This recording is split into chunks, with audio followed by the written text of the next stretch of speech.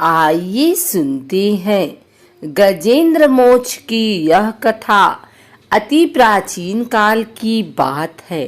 द्रविड़ देश में एक पांड्य वंशी राजा राज्य करते थे। उनका नाम था इंद्रधुम्न। वे भगवान की आराधना में ही अपना अधिक समय व्यतीत करते थे। यद्यपि उनके राज्य में सर्वत्र सुख शांति थी, प्रजा प्रत्येक रीति से संतुष्ट थी, तथापि राजा इंद्रधुम्न अपना समय राज्य कार्य में कम ही दे पाते थे। वे कहते थे कि भगवान विष्णु ही मेरे राज्य की व्यवस्था करते हैं, अतः वे अपने इष्ट परम प्रभु की उपासना में ही दत्त चित्त रहते थे। राजा इंद्रधुम्न के मन में आराधना की लालसा उत्तरोत्तर बढ़ती ही गई। इस कारण वे राज्य को त्याग कर मलय पर्वत पर रहने लगे। उनका वेश तपस्वियों जैसा था। सिर के बाल बढ़कर जटा के रूप में हो गए थे। वे निरंतर परम ब्रह्मा परमात्मा की आराधना में तल्लीन रहते। उनके मन और प्राण भी श्री हरि के चरण कमलों में मधुकर बने रहते। इसके अतिरिक्त उन्हें जगत की कोई वस्तु नहीं सुहाती। उन्हें राज्य कोष, प्रजा तथा पत्नी आदि किसी प्राणी या पदार्थ की स्मृति ही नहीं होती थी। एक बार की बात है, राजा इंद्रधुम्न प्रतिदिन की भांति स्नान आदि से निवृत्त होकर सर्वसमर्थ प्रभु की उपासना में तल्लीन थे। उन्हें वराह जगत की तनिक भी ध्यान नहीं था। संयोगवश उसी समय महर्षि अगस्त्य अपने समस्त शिष्यों के साथ वहां पहुंच गए, लेकिन न पाद्य, न अर्घ और न स्वागत। मौन व्रती राजा इंद्रधुम्न परम प्रभु के ध्यान में निमग्न थे। इससे महर्षि अगस्त्य कुपित हो गए। उन्होंने इंद्रधुम्न को श्राप दे दिया। इस राजा ने गुरुजनों से शिक्षा नहीं ग्रहण की है और अभिमान बस परोपकार से निवृत्त होकर मनमानी कर रहा है। ऋषियों का अपमान करने वाला यह राजा हाथी के समान जड़ बुद्धि है, इसलिए इसे घोर अज्ञानमयी हाथी की योनि प्राप्त हो। महर्षि अगस्त्य भगवत भक्त इंद्रधुम्न को यह श्राप देकर चले गए। राजा इंद्रधुम्न ने इसे श्री भगवान का मंगलमय विधान समझकर प्रभु के चरणों में सिर रख दिया। क्षीराब्ध में 10 सहस्त्र योजन लंबा चौड़ा और ऊंचा त्रिकुट नामक पर्वत था। वह पर्वत अत्यंत सुंदर एवं श्रेष्ठ था। उस पर्वतराज त्रिकुट की तराई में ऋतुमान नामक भगवान वरुण का क्रीड़ा कानन था। उसके चारों ओर दिव्य वृक्ष सुशोभित थे। वे वृक्ष सदा पुष्पों और फूलों से लदे रहते थे। उसी क्रीड़ा कानन ऋतुमान के समीप पर्वत श्रेष्ठ त्रिकुट के गहन वन में हथनियों के साथ अत्यंत शक्तिशाली और अमित पराक्रमी गजेंद्र रहता था। एक बार की बात है, गजेंद्र अपने साथियों सहित त्रिशाधिक्य प्यास की तीव्रता से व्याकुल हो गया। वह कमल की गंध से सुगंधित वायु को सूंघकर एक चिंताकर्षक विशाल सरोवर के तट पर जा पहुंचा।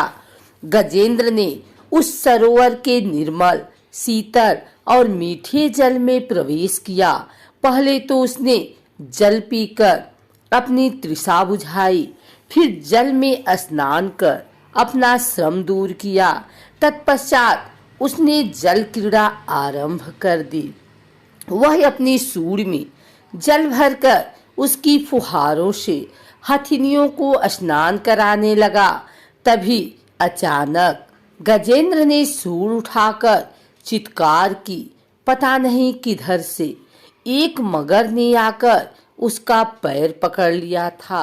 गजेंद्र ने अपना पैर छुड़ाने के लिए पूरी शक्ति लगाई, परंतु उसका वश नहीं चला, पैर नहीं छूटा। अपने स्वामी गजेंद्र को ग्राहग्रस्त देखकर हथिनिया, कलव और अन्य गज अत्यंत व्याकुल हो गए। वे सूंड उठाकर चिघाड़ने और गजेंद्र को बचाने के लिए सरोवर के भीतर बाहर दौड़ने लगे। उन्होंने पूरी चेष्टा की, लेकिन सफल नहीं हुए।